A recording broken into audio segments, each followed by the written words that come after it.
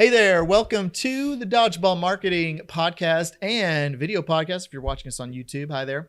This is episode 69, and Michael, today we're going to talk about using the power of story to drive your business growth. Yeah.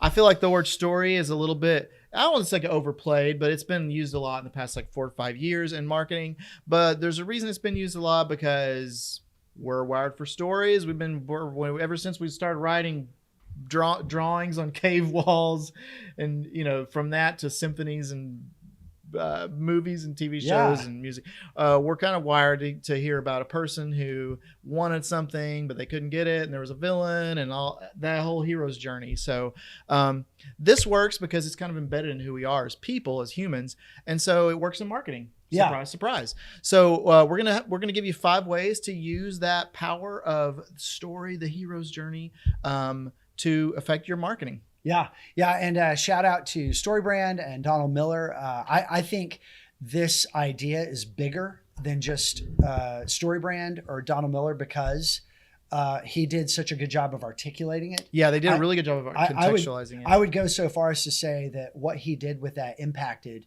the entire industry permanently. Oh, for sure. I don't think anybody will ever do marketing again without at least touching on story and the hero's journey in the way that he means it, which is different than what went before. Sure. It's resonant with what was there before, but he articulated it better, packaged it up better, and made it easier to explain to a lot of different types of marketers and people. Yeah. So yeah, number one, real easy. Tell your story well. Your homepage, your social channel headers, and other first impression touch points are good places to share an emotional and narrative hook. So deciding what that hook is step one. And then populating that hook across all of your first impression touch points is a separate step. That's step 2. So when you decide what is our hook, we have a company that we do marketing for here in Middle Tennessee. They are a painter. They paint houses and they paint commercial buildings, interior and exterior. So what do they really do? They could either have a website that says, "We are a painter," or they could say something like, "We make homes beautiful." Yeah. And it's the outcome. Yeah. What it's really doing is it's positioning them as the guide and the homeowner as the beneficiary, or the one that wants to be transformed. Yeah. It's talking about the transformation. Transformation. Yeah. And the emotional benefit. It's the pain and the emotional benefit. The before pain is, God, I hate looking at the side of my house. It looks so bad. I'm embarrassed about it. To the emotional benefit of oh man, this is my house. I'm proud of it. So that elevates that, hey, we're painters. Do you live in Nashville? Yeah. Paint. We'll paint. Yeah. It elevates it. Do you want to hang out? Yeah. You up? Yeah. It elevates it to something more. Yeah. So, but separating those steps of, first off, list off all your first impression places, hero area of your homepage, your business cards, your trucks. If you're a medical practice, what does your front door look like? What does your name look like on the directory for the building? Does it have incorporated or LLC? Is that helping advance your warm friendliness? No, that's sterile and corporate. Yeah. Everything that you control, list all those first impression touch points out, and then just, and decide what your hook is and populate it across all those. And then Chris, take us to the next one, but talk to us a little bit about this next item that builds on that. Yeah, and this is a huge shout out to Donald Miller and his framework, but it's making your customer the hero of your story, not yourself. As opposed to yourself. Yeah, that's really right. Big shift. Yeah. And when we're building our websites, we're building our pages, it's only natural to think of in terms of well, they want to know about me. They want to know about me. So I'm the hero that comes in and saves the day and helps them paint their house, right? You need paint. You need a hero that's going to come in with the paint. In that scenario, it would be no, they're the customer's the hero. They're out to gain a sense of pride in their home, and they're struggling to do that. And where the mentor, so the framework is the customer's the hero. You are the guide or the mentor. You're not the center of the story.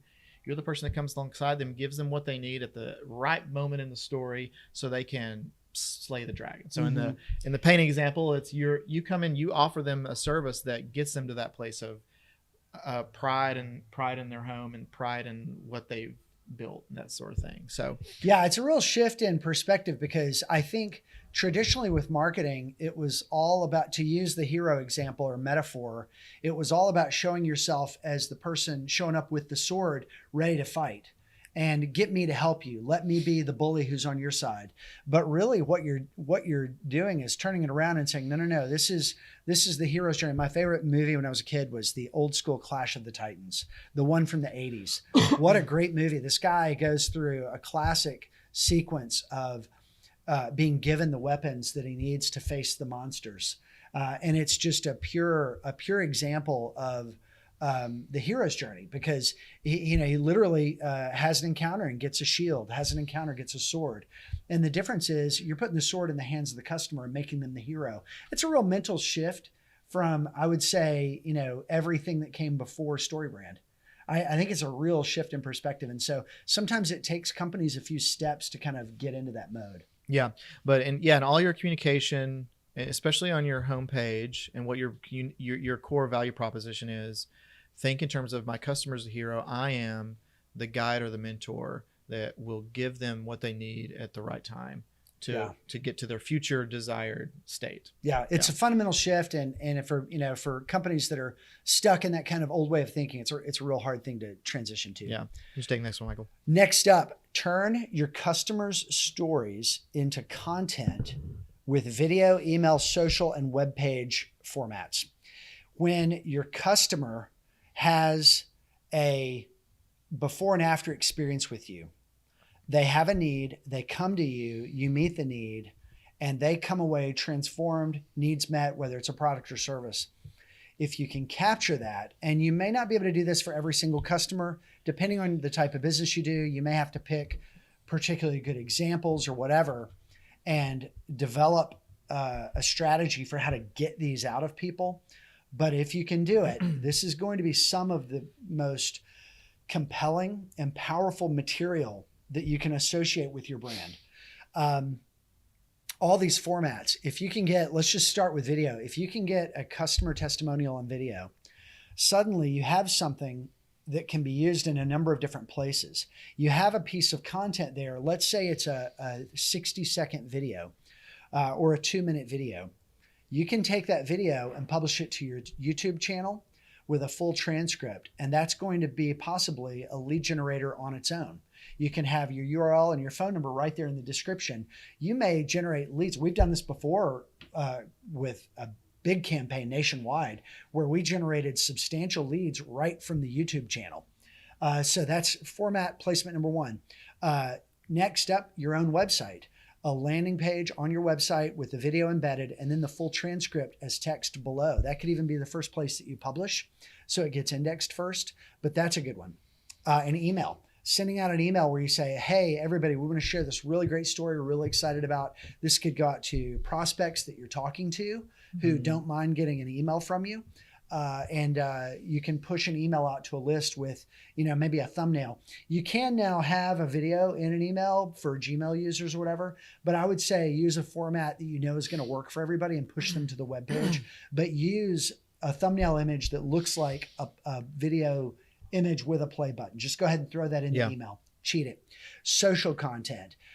You can either, if it's a longer form video, you can clip it up and do shorter social media posts, like a 15-second clip of somebody saying something particularly poignant that you contextualize with the rest of the post so they don't have to get the whole video. Or I think a 1-minute video in social is okay. And it could even be a promoted post. So there are all these different formats that you can use with video if you get it. And it's just a great way to tell a story of transformation. Yeah, the power of a video for persuade customer story videos. Like my company runs ads for a weight loss center in the US, and one of our primary pieces of content that we're always producing is customer stories. So like people want to know that someone else that's like them had the same problems that they have, had the same desires as they have, walked through that, and the company came along as the mentor to help them get to their future state. And those are really powerful sales assets. They're good advertising assets. And so, and you can do this.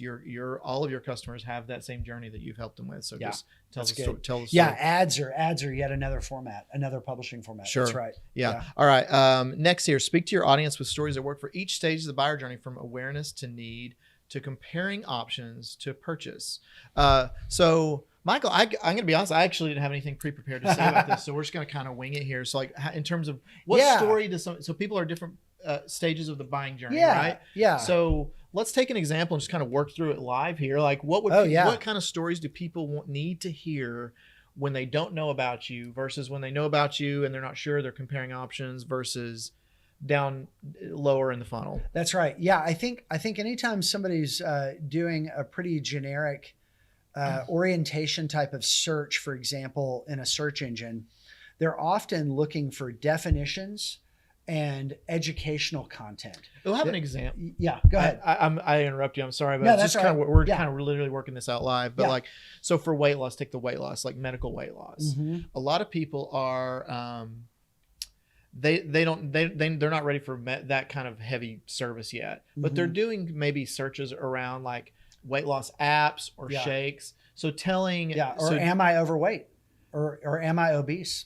Am I obese? So like doing storytelling, doing content around that kind of upper funnel sort of need, wants, desires would be that kind of story. You don't need to know, like they don't need to hear like, hey, check out this customer that had good success with medical weight loss. Well, they're not ready for that yet. Right. They want to hear about other things. It's not superficial content. It's just content that gets you oriented to some of the things so you can go further and then start to ask some more specific questions to maybe even compare and contrast paths you could go. Right. Yeah. Right. Yeah. So I think having a content strategy, I think of content as a matrix, and you have all of your different services on one axis, and then you have all the different stages in the buyer's journey on another axis. And I think a good, robust content strategy covers all of those. And the way that we back into that pretty comfortably without overthinking it is doing keyword research. And so keyword research is naturally going to fall across all these different service categories, and it's naturally going to cover a lot of different spots on the buyer's journey. And some content's going to apply to multiple steps in the process. And so you can just go in with a strategy of content and say, in this flow of content, every month we're going to do 10 pieces that are high in the funnel and 5 pieces that are low in the funnel. And that's going to be our vertical for that service set. So keyword research is naturally going to take you down this road anyway. But if you have this mindset of an XY axis, all of our services everywhere on the buyer's journey, you're gonna cover all the bases. Love it, love it. Last one, Michael, I'll let you take this one. Yeah, last up for this episode, think of what makes a good story and let that pervade your marketing content. Make an emotional connection first. People really do have to know how much you care to care how much you know. Open with a bit of empathy. We've used a lot of examples about how companies that are doing a really good job with products or services are doing something transformational in the lives of their customers. Well, you need to understand and meditate on what the pain is that they're solving. And if you meditate on what the pain is, you can find out very quickly that we all carry every day a set of things that are on our to-do list that cause us a little bit of drag, a little bit of friction, a little bit of anxiety. And it would really benefit us in our lives to have those things resolved. And this is true even for things that are fairly commoditized. I'll use house painters as an example. If someone is doing a search online to find a house painter, and this is pretty common, we see a bump in interior painting going into the holidays every year, because maybe someone's hosting Thanksgiving or Christmas, and maybe their parents are coming to their house, and maybe they feel a little overwhelmed with work and they don't have time to do something themselves, and they need help. And there's the emotional buying trigger right there. And my goodness, what a heavy thing to do the show and tell of parents coming to the home of the the 20 somethings who are busting their butts just trying to survive and make ends meet. Yeah. And they need help, and they're trying to find somebody who can come in, get a few rooms painted, hit the high spots, and make it not excruciatingly embarrassing to receive the criticism of the parents coming in and judging everything. Yeah. You hit that's a hook. It's so that's good. a hook. No, that's the like the emotional trigger. So one of the things I've learned from like other really great marketers I've absorbed over the years is this idea that people always buy. They buy for emotional reasons only solely. They buy for emotional reasons, and then after the fact they justify it through rational reasons. So my wife and I just bought a few That's a great breakdown. My wife and I just bought a few guitar lessons for our son, and so the reason we bought is because we want for him to like experience. He's already got a little bit of a talent for music, we can tell. So we want him to like fully get into that. We want to see the joy on his face when he can get the chord right. We want that emotional benefit of like my son is like growing and developing and there's joy. That's the reason we bought, because the person that we bought it from gave us that picture. Now, retroactively, we'll justify the purchase by going like, oh yeah, they've got a music degree, they're a Nashville guitar player, and like that's not why we bought though. Blah blah blah. Yeah. We weren't looking for that. That's why we justify after we've already emotionally committed to make that purchasing decision. It's always the emotional trigger. The buying triggers are always emotional, especially with consumer purchases. That's good. I like that breakdown. We buy for emotional reasons. We justify what we've decided. It's the way it's the way our brains work. Yeah, we tend to market. I think in the past we've tended to market. Everyone has tended to market with rational. We're trying to argue people. We're arguing people into the kingdom. We're all smooth-brained apes. Yeah, and we just walk around trying to get emotional. But the buying triggers are always emotional. That's good. Yeah. All right, I think you introed. You want to take us out? Yeah. Thanks you so much for watching or listening. This is the Dodgeball Marketing Podcast. You can find us on Facebook, Twitter, YouTube, and LinkedIn. We're on all those places, providing content, marketing content for you. Thanks so much for watching. Awesome. Thanks, everybody.